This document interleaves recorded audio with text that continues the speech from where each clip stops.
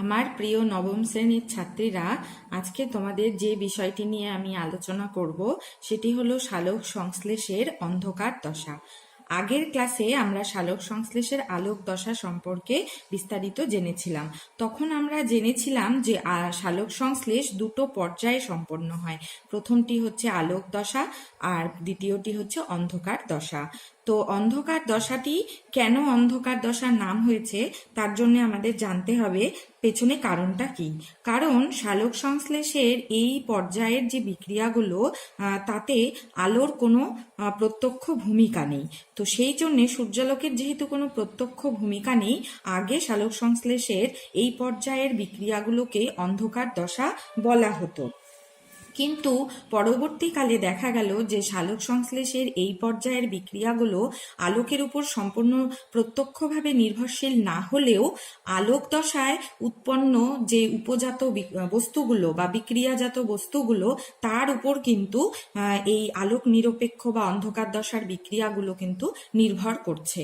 তাই পরবর্তীকালে অন্ধকার দশার পরিবর্তে সালোক সংশ্লেষের এই পর্যায়ের বিক্রিয়াগুলোকে আলোক নিরপেক্ষ দশা বলে অভিহিত করা হয়। ঠিক আছে।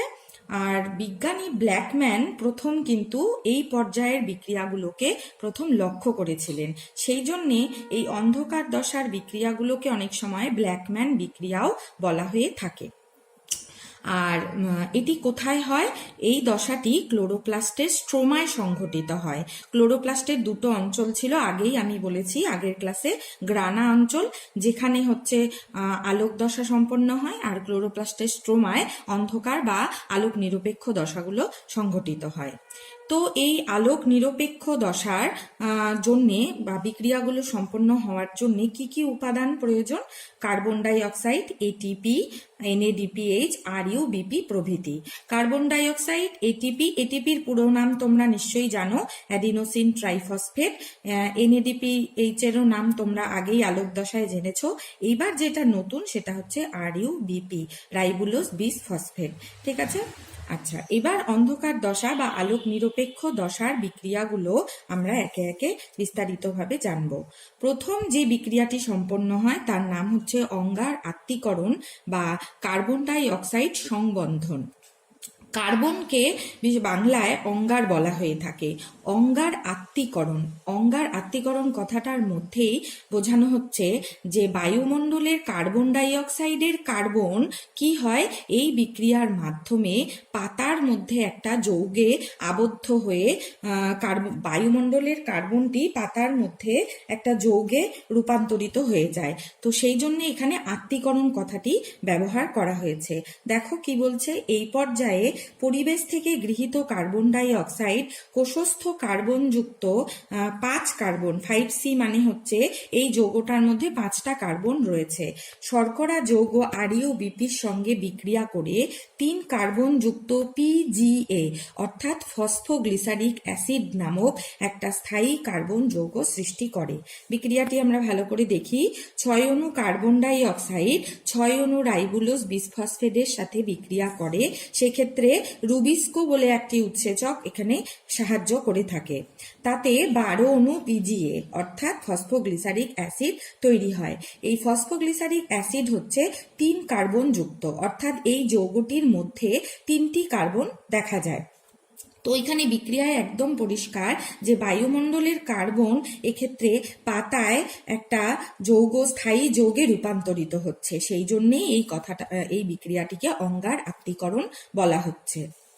দ্বিতীয় বিক্রিয়াটি হচ্ছে PGA এর বিজারণ অর্থাৎ ফসফোগ্লিসারিক অ্যাসিডের বিজারণ। জারণ বিজারণ সম্পর্কে তোমাদের ধারণা নিশ্চয়ই আগেই রয়েছে যে কোনো মৌল বা যৌগের সাথে যদি অক্সিজেন বিযুক্ত হয়ে আসে বা হাইড্রোজেন যুক্ত হয় তখন তাকে আমরা বিজারণ বলে থাকি। তো এখানেও দেখো সেই একই ঘটনাই ঘটছে, যে অক্সিজেনের হয় বিযুক্তিকরণ বা হাইড্রোজেন যুক্ত হচ্ছে। তো এখানে দেখা যাক কি ঘটনাটি ঘটে। এই পর্যায়ে আলোক দশায় উৎপন্ন NADPH2 PGA এর সাথে PGA কে বিজারিত করে ফসফোগ্লিসারালডিহাইড উৎপন্ন করে। দেখো এখানে 12 অণু PGA অর্থাৎ ফসফোগ্লিসারিক অ্যাসিড, 12 অণু NADPH2 প্লাস 12 অণু এটিপির সহায়তায় কিছু উৎসেচকের ভূমিকায় 12 অণু পিজিএলডি তৈরি করলো এবং 12 অণু এনএডিপি ও 12 অণু এডিপি তৈরি করলো। এখানে দেখো এনএডিপিএইচ এর H2 হাইড্রোজেন গুলো কিন্তু বের হয়ে গিয়ে সব ফসফোগ্লিসারিক অ্যাসিডের সঙ্গে যুক্ত হয়ে গেল। তা আমরা আগেই জেনেছি কোনো মৌল বা যৌগের সঙ্গে যদি হাইড্রোজেন যুক্ত হয় তখন তাকে বিজারণ বলে। তো এই ক্ষেত্রে পিজিএ কিন্তু বিজারিত হয়ে যাচ্ছে, ঠিক আছে, বিজারিত হয়ে পিজিএএলডি তৈরি করছে, অর্থাৎ ফসফোগ্লিসারালডিহাইড। এইবার তৃতীয় ধাপে দেখো কি হচ্ছে, এই 12 অণু পিজিএএলডি অর্থাৎ ফসফোগ্লিসারালডিহাইডের মধ্যে 2 অণু পিজিএএলডি থেকে 1 অণু গ্লুকোজ তৈরি হয়ে যাচ্ছে। কার সাহায্যে? বিভিন্ন উৎসেচক এবং এটিপি। এটিপি তোমরা আগেই জানো, এটিপিকে এনার্জি কারেন্সি বলা হয়। এর থেকেই কিন্তু যে কোনো বিক্রিয়া হওয়ার জন্যে যে শক্তির প্রয়োজন বা যে এনার্জির প্রয়োজন তা কিন্তু এটিপি সরবরাহ করে থাকে।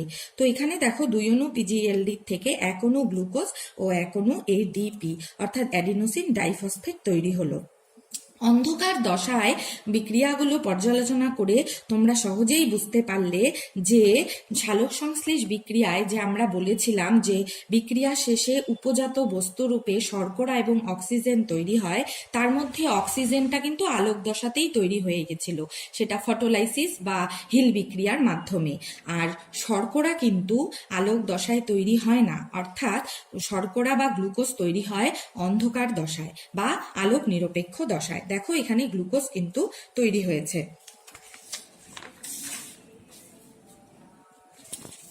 এবার শেষের যে বিক্রিয়াটি অবশিষ্ট রয়েছে অন্ধকার দশায়, সেটি হচ্ছে আরইউবিপির পুনরুৎপাদন। 10 অণু পিজিএলডির মধ্যে তোমার 2 অণু 1 অণু গ্লুকোজ তৈরি করতে ব্যবহৃত হয়ে যায়, বাকি পড়ে থাকে হচ্ছে 10 অণু। তো 10 অণু পিজিএলডি কি হবে, এবার চক্রাকারে অন্তর্বর্তী কয়েকটি বিক্রিয়ার মাধ্যমে আরো কিছু কার্বনযুক্ত যৌগ গঠন করে শেষে গিয়ে আবার 6 অণু রাইবুলোজ বিসফসফেট তৈরি করবে। এই 6 অণু রাইবুলোজ বিসফসফেটই কিন্তু আবার অন্ধকার দশার যে প্রথম বিক্রিয়াটি, দেখো এখানে এই বিক্রিয়াটি যেটি কার্বন ডাই অক্সাইডের সঙ্গে আরইউবিপির বিক্রিয়ায় পিজিএ তৈরি করছিল, সেটি আবার নতুন করে তৈরি করতে সাহায্য করবে। তো কি বললাম যে 12 অণু পিজিএলডির মধ্যে যে 10 অণু অবশিষ্ট ছিল তা কিন্তু চক্রাকারে আবার 6 অণু আরইউবিপিতেই পরিণত হবে, যেটা আবার এই অন্ধকার দশাকে পুনরাবৃত্তি করতে সাহায্য করবে। তো এটি একটা চক্রের মতন কিন্তু ঘুরেই চলছে। এই চক্রটিকে বিজ্ঞানী কেলভিন আবিষ্কার করেছিলেন বলে তার নাম অনুসারে কেলভিন চক্রও বলা হয়ে থাকে। এখানে দেখো আমি একটা চক্র, কেলভিন চক্রটি এঁকে দেখিয়েছি। রাইবোলোজ বিসফসফেট এবং বায়ুমণ্ডলের কার্বন ডাই অক্সাইড বিক্রিয়া করে 3 অণু ফসফোগ্লিসারিক অ্যাসিড তৈরি করে। তারপরে ফসফোগ্লিসারিক অ্যাসিডের বিজারণ হওয়ার পরে 12 অণু পিজিএলডি তৈরি করে। এই 12 অণুর মধ্যে 2 অণু 1 অণু গ্লুকোজ তৈরি করতে ব্যবহৃত হয়, আর বাকি 10 অণু পুনরায় অন্তর্বর্তী বিক্রিয়ার মাধ্যমে শেষে গিয়ে আরইউবিপি তৈরি করে। সেই আরইউবিপি আবার বায়ুমণ্ডলের কার্বন ডাই অক্সাইডের সাথে পুনরায় এই অন্ধকার দশার বিক্রিয়াগুলোকে শুরু করে। তো এটাই হচ্ছে কেলভিন চক্র। তো তোমাদের অন্ধকার দশা কিন্তু সম্পূর্ণ হয়ে গেল, ঠিক আছে। এইবার যেটি অত্যন্ত গুরুত্বপূর্ণ বিষয় সেটি হচ্ছে সালোক সংশ্লেষের গুরুত্ব বা তাৎপর্য। কেন সালোক সংশ্লেষ মানব সমাজের প্রতি বা পরিবেশের প্রতি এত একটা গুরুত্বপূর্ণ ভূমিকা রয়েছে বা গুরুত্বপূর্ণ প্রভাব বিস্তার করে। তার প্রথম পয়েন্ট সেটা হচ্ছে গ্লুকোজ উৎপাদন।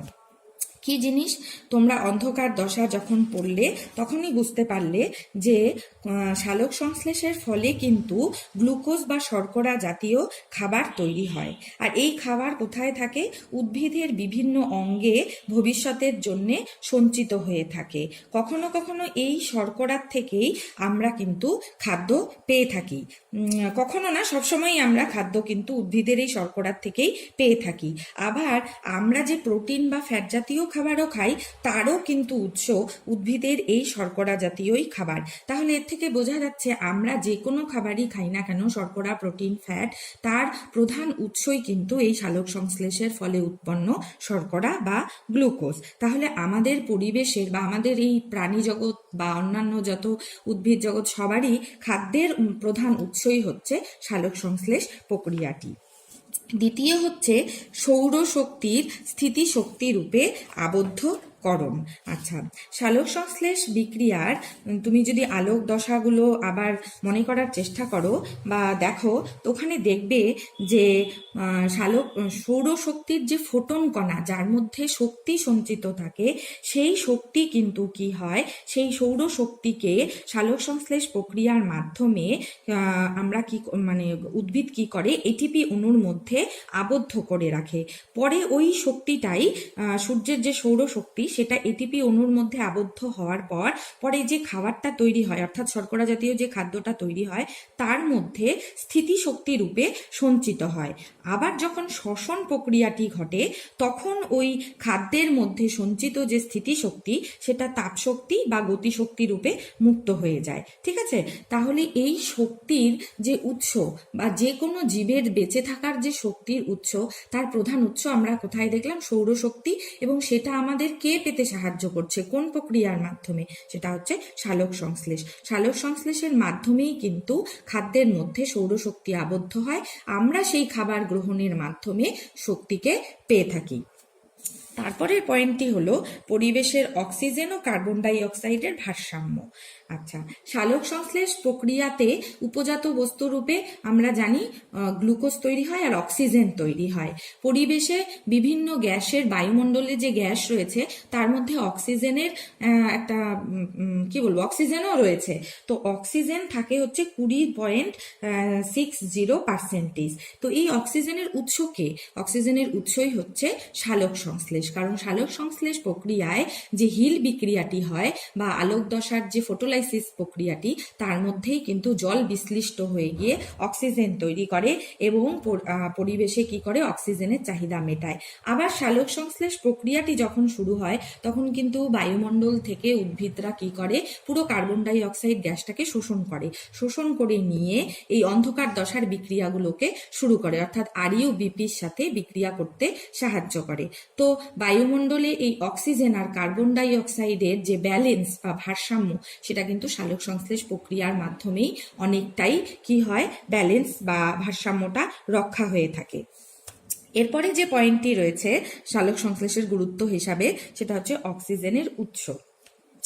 উদ্ভিদের সালোক সংশ্লেষের ফলেই পৃথিবীর যে অক্সিজেনবিহীন পরিবেশ ছিল, সেটা কিন্তু অক্সিজেন যুক্ত হয়ে উঠেছিল। কারণ পৃথিবী যখন সৃষ্টি হয়েছিল, প্রথম দিকে কিন্তু অক্সিজেন ছিল না। ঠিক আছে, পরে যখন ধীরে ধীরে সালোক সংশ্লেষকারী উদ্ভিদের সৃষ্টি হয়, তখন তারা সালোক সংশ্লেষের মাধ্যমে অক্সিজেনের চাহিদা পরিবেশে পূরণ করতে শুরু করে। ঠিক আছে, আচ্ছা, এরপরে যে পয়েন্টটি রয়েছে সেটা হচ্ছে জ্বালানির উৎস। আমরা যত জ্বালানি পেয়ে থাকি, কাঠ কয়লার থেকে খনিজ তেল, সবের উৎস কিন্তু উদ্ভিদ। কি করে? তার কারণ প্রাচীনকালে যখন ভূমিকম্প হয়েছিল বা অন্য কোনো প্রাকৃতিক বিপর্যয়, তাতে উদ্ভিদগুলো কি হয়, মাটির নিচে চাপা পড়ে যায় এবং উদ্ভিদের মধ্যে যে সঞ্চিত শর্করা জাতীয় খাবার, তার মধ্যে যে শক্তিটা আবদ্ধ রয়েছে, অর্থাৎ সৌরশক্তিটা যা আবদ্ধ রয়েছে, তা কিন্তু ধীরে ধীরে বিভিন্ন প্রক্রিয়ার মাধ্যমে এই জ্বালানিতে রূপান্তরিত হয়েছে, অর্থাৎ কাঠ কয়লা বা খনিজ তেল যেটাই বলবে। তো আমরা যখন কয়লা বা খনিজ তেল সংগ্রহ করি, তখন কিন্তু মাটির নিচ থেকে এই উদ্ভিদের যে শক্তি সঞ্চিত ছিল সালোক সংশ্লেষ প্রক্রিয়ায়, সেই শক্তির থেকেই পেয়ে থাকি। তো এর থেকে বোঝা যাচ্ছে যে পৃথিবীর সকল প্রকার জ্বালানির উৎসই কিন্তু সালোক সংশ্লেষ। তো সালোক সংশ্লেষের তাৎপর্য যদি প্রশ্ন আসে, তাহলে কিন্তু তোমাদের এই 5টি পয়েন্ট লিখতে হবে বিস্তারিতভাবে। ঠিক আছে, আশা করি তোমরা বুঝেছো। যদি কোনো জায়গায় সমস্যা হয়, তোমরা আমার সাথে অবশ্যই যোগাযোগ করবে।